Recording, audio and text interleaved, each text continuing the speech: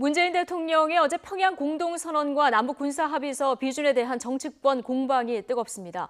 특히 보수야당에서는 비준의 효력에 제동을 걸기 위한 법적 대응까지 지금 검토에 들어갔는데요. 청와대에서는 근본적인 법리 오해다 그러면서 대응에 나섰습니다. 관련해서 자세한 내용 들어보겠습니다. 자, 국회 연결해보죠. 우철희 기자. 네, 국회입니다. 예, 청와대가 조금 전에 입장을 내놓았는데요. 법리 오해다 이런 입장인 거죠? 네, 그렇습니다. 청와대 김의겸 대변인이 조금 전 오전 11시에 정례 브리핑을 통해서 관련 입장을 내놨습니다. 한마디로 보수 야당의 위헌 소지에 대한 주장은 근본적인 법리 오해다 이런 겁니다.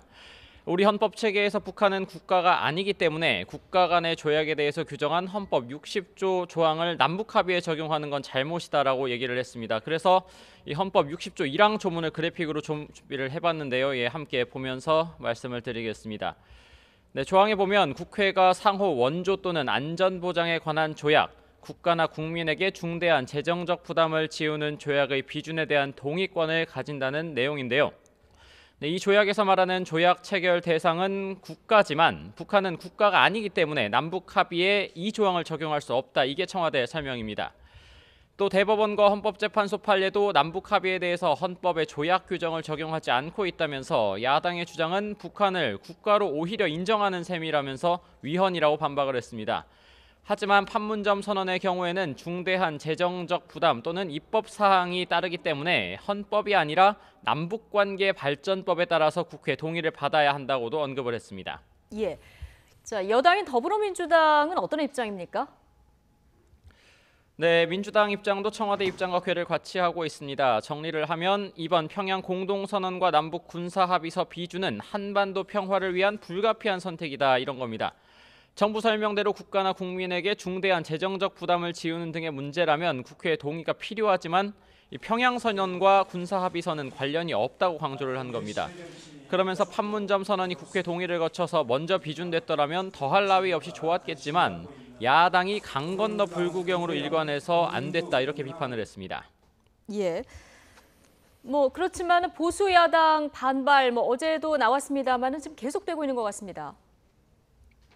네, 오늘도 반발을 계속하고 있습니다. 먼저 자유한국당을 살펴보면요. 김성태 원내대표는 앞서 설명드렸던 헌법 60조 1항을 근거로 해서 평양선언과 군사합의서 비준 과정의 위헌 소지를 지적하고 나섰습니다.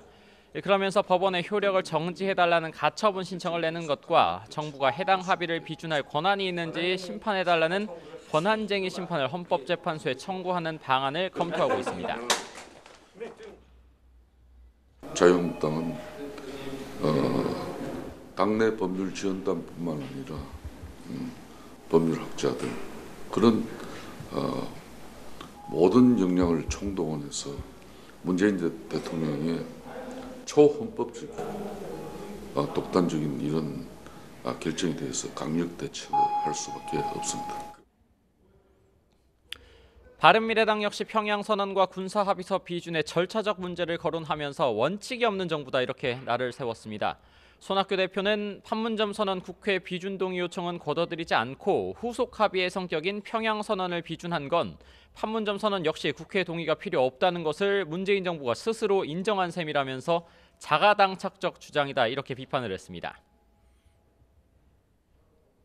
정부는 남북 합의에 국회 비준 동의가 필요하다고 하면 끝까지 야당을 지지하는지 아니면 비준 동의 요구를 철회하고 독자적 비준을 하는 떳떳함을 보이든지 해야 하십니다.